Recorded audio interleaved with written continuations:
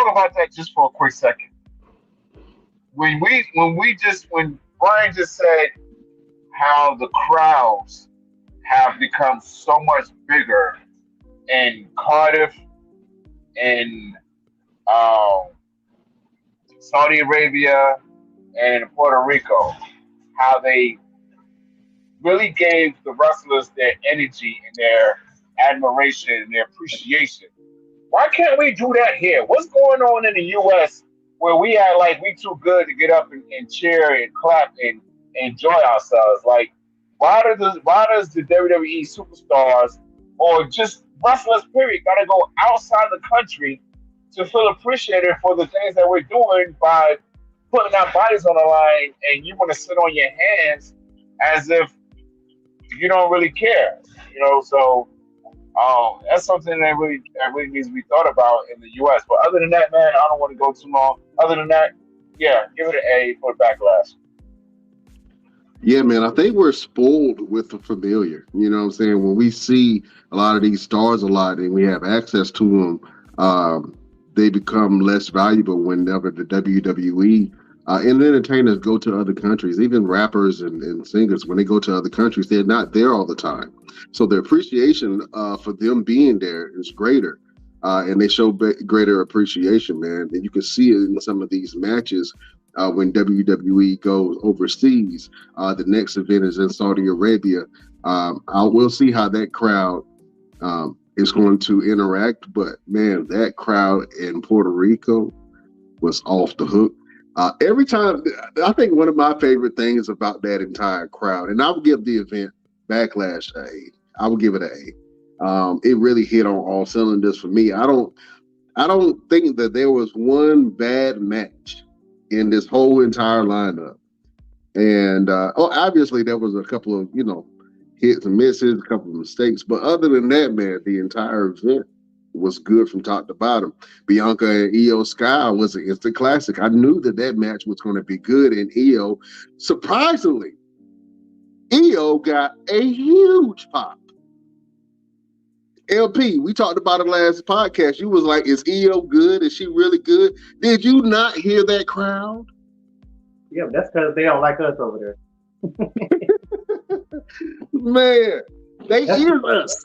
That's because they hear us. Just a little light skin. That's it. Nah, they want Bianca. They wanted Bianca to lose. Like, yeah, they don't like that. They don't like us like that over there. So I kind of felt that was going to happen.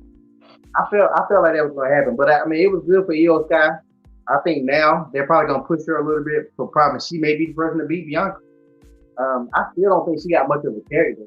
I think she's just Io Sky.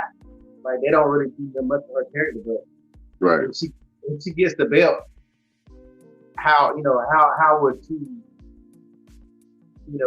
I think we kind of briefly talked about it before. I think sometimes with the belt it's a little bit more political.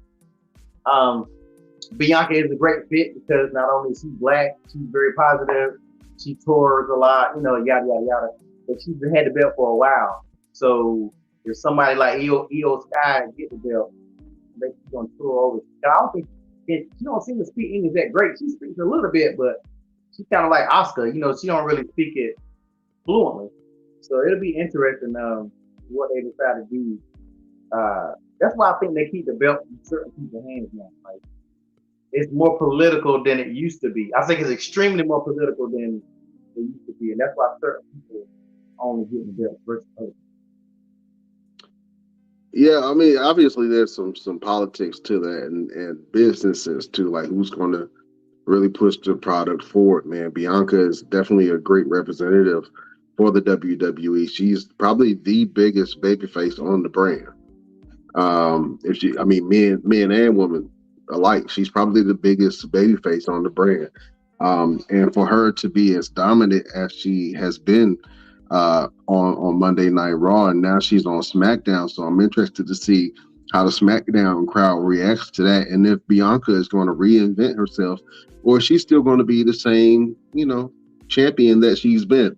I know that she has a little criticism about people saying that she's a boring champion, but she's been champion nonetheless, and she's been holding it down for the WWE for a while. But the pop that Io Sky got, on Saturday, man, really made me think, hey, man, EO is next in line. And I think that the uppers cannot neglect the fact that EO had a huge pop in that arena, man. And then if they listening to it, EO was feeling herself a little bit. You know, she was taking a little bit of extra time, showing out to the crowds. I'm like, EO, just go ahead and hit your moves. Just go ahead and hit your moves.